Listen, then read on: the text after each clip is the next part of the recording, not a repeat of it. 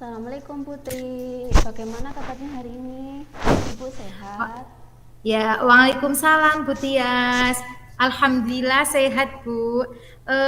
Bagaimana kabarnya Bu Dwi? Apakah sehat juga? Alhamdulillah sehat juga.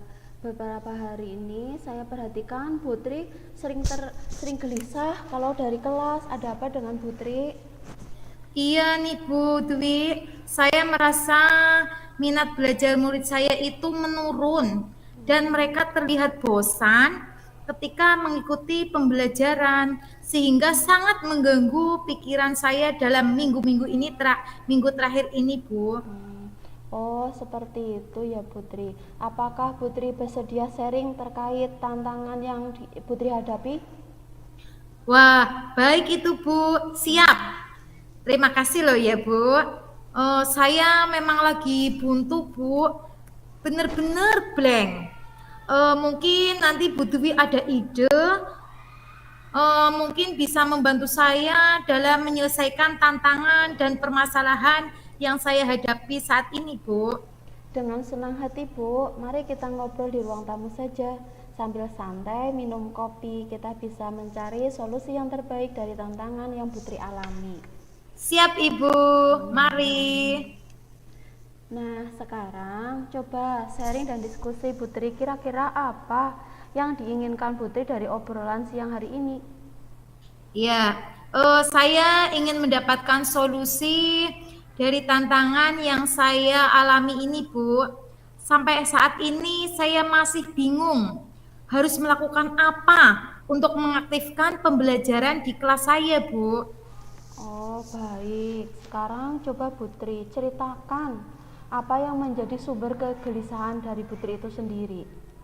Ya, begini loh Bu Dwi, saya merasa mengajarnya sudah baik, tetapi murid masih saja kurang bersemangat. Mereka terlihat bosan, dan dampaknya itu minat dan bakat dan juga prestasi mereka itu menurun. Hmm, apa yang menyebabkan murid itu kurang bersemangat, terlihat bosan, dan dampaknya itu nyampe minat dan prestasinya menurun itu apa, Bu? Ya, jadi begini Bu Dwi, akhir minggu ini kan karena materi itu masih banyak yang belum tersampaikan, saya mencoba untuk mengejar agar materi itu tersampaikan semua ke siswa. Saya menyuruh murid itu hanya mendengarkan dan menulis saja, dan saya menerangkan di depan. Begitu, Ibu. Lalu kesulitan yang Putri hadapi dalam pembelajaran di kelas siapa, Bu? Ada, Bu. Saya masih merasa bingung. Padahal ketika memberikan materi sudah saya coba jelaskan dengan baik. Namun murid-murid terlihat ogah-ogahan dan malasan selama pembelajaran, dan mereka juga tidak bersemangat. Begitu, Bu. Kondisi ini sudah berjalan berapa lama, Putri? Dan berapa banyak murid yang terlihat tidak antusias dalam pembelajaran ini? Hmm, kira-kira sudah berjalan semingguan ini, Bu. Jadi kelas 4 itu kan ada 15 anak. Yang 4 itu kalau saya mengajar di kelas itu apa namanya? Jalan-jalan terus, Bu. Jadi suka berbuat gaduh. Kemudian lagi ada 5 anak lagi yang males sekali kalau disuruh membaca. Sukanya itu mengobrol dengan teman sebangku ataupun teman yang lain. Nah, untuk yang 6 orang ini, Bu, itu aktif sekali dan antusias sekali ketika saya memberikan gambaran-gambaran media pembelajaran, Ibu. Oh, begitu. Boleh Putri jelaskan media apa saja yang sudah digunakan dalam seminggu ini yang digunakan dan bagaimana proses belajarnya, Ibu? Ya, boleh Bu. Dalam minggu ini saya sudah mempersiapkan media pembelajaran, slide presentasi, dan menjelaskan materi dari awal sampai akhir. terkadang karena memang materinya itu belum tersampaikan semua, saya itu tidak mengizinkan anak-anak itu untuk istirahat yang kedua, Bu. Jadi kelas 4 itu kan istirahatnya 2 kali, jam 9 dan jam 11. Nah, saya hanya mengizinkan mereka untuk beristirahat yang jam 9. Dan untuk yang jam 11 saya gunakan untuk mengejar materi yang ketinggalan tersebut sampai nanti jam pulang, Bu. Oh, jadi kalau boleh saya simpulkan, nggih, Putri itu merasa kelelahan dan murid pun juga merasa kelelahan selama pembelajaran seminggu ini ya, Bu. Iya juga sih. Saya juga merasa bersalah dengan murid-murid saya.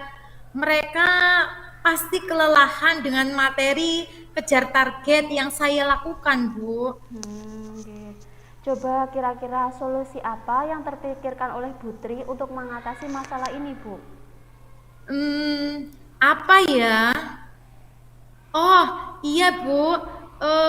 Saya akan menggunakan metode pembelajaran berdiferensiasi dan juga teknik stop untuk mengelola emosi dan perasaan saya dan murid-murid agar memiliki kesadaran penuh atas diri kami sehingga kami memiliki motivasi kembali pada diri kami, Bu.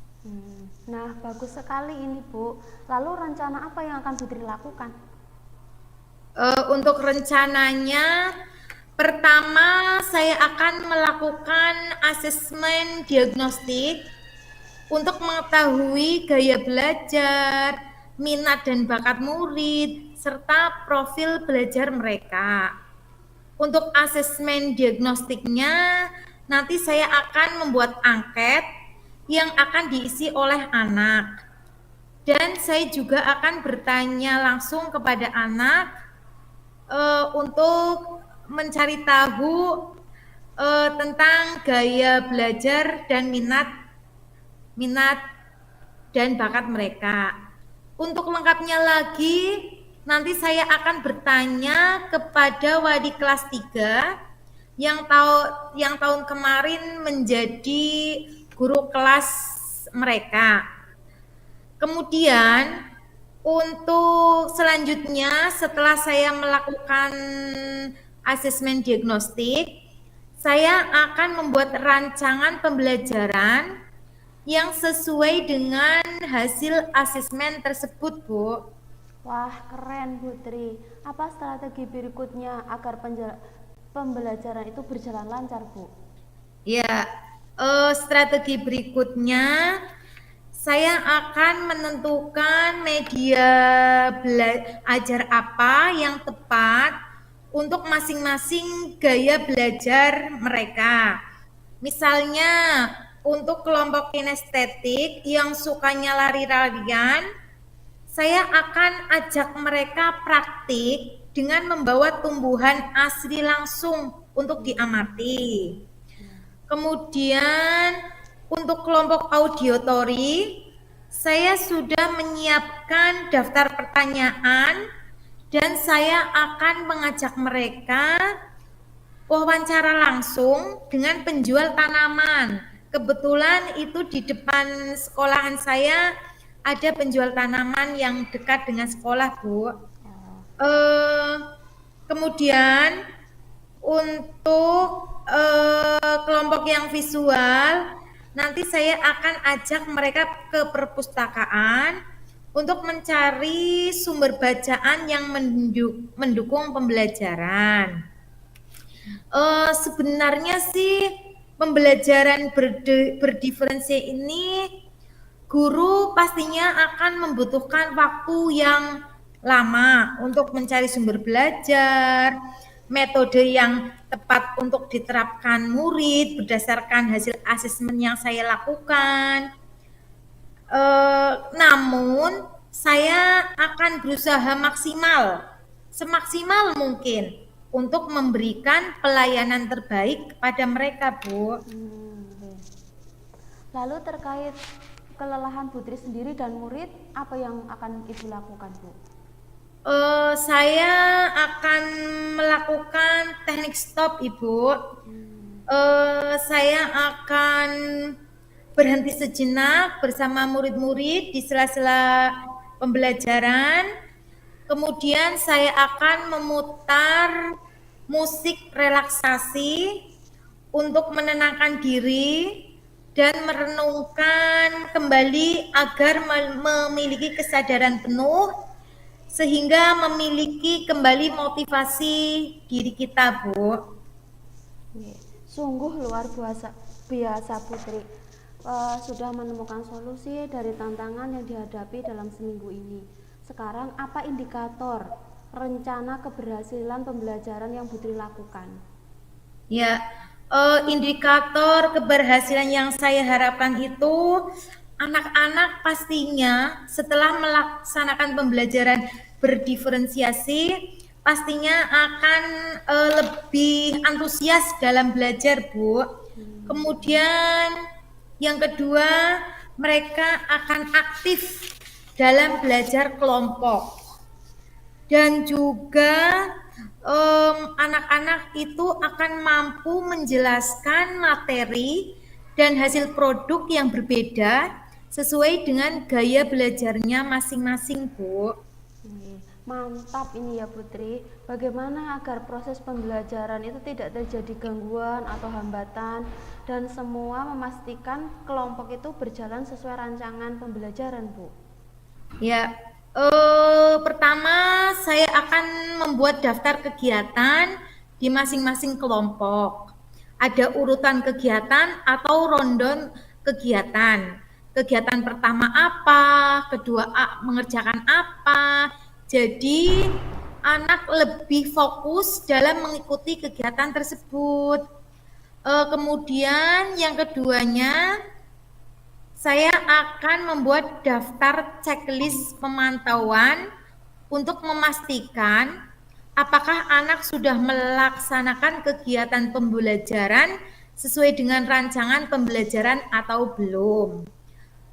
Kemudian yang ketiga kalinya, saya akan membimbing anak ketika terjadi kebuntuan dan membutuhkan pemahaman terkait hal-hal yang baru ditemui, Ibu.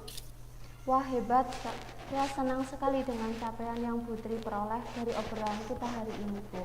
Lalu komitmen Putri itu untuk melaksanakan rencana Ibu tadi apa, Bu? Ya, setelah ini saya akan melaksanakan asesmen diagnostik terlebih dahulu. Kemudian merancang pembelajaran yang berdiferensiasi dan kemudian untuk menerapkan teknik stop untuk mengembalikan motivasi baik untuk saya dan murid-murid saya secara maksimal. Semoga apa yang saya rencanakan dapat berjalan baik ya, Bu. Alhamdulillah, insya Allah Ibu akan berjalan lancar. Terus Putri, kemudian siapa saja yang dilibatkan, Bu, untuk membantu rencana tersebut, Bu? Rencananya saya akan meminta bantuan pedagang tanaman yang ada di dekat sekolah dan juga petugas perpustakaan untuk membantu anak-anak. Anak-anak tersebut dipandu di dalam perpustakaan. Kemudian juga saya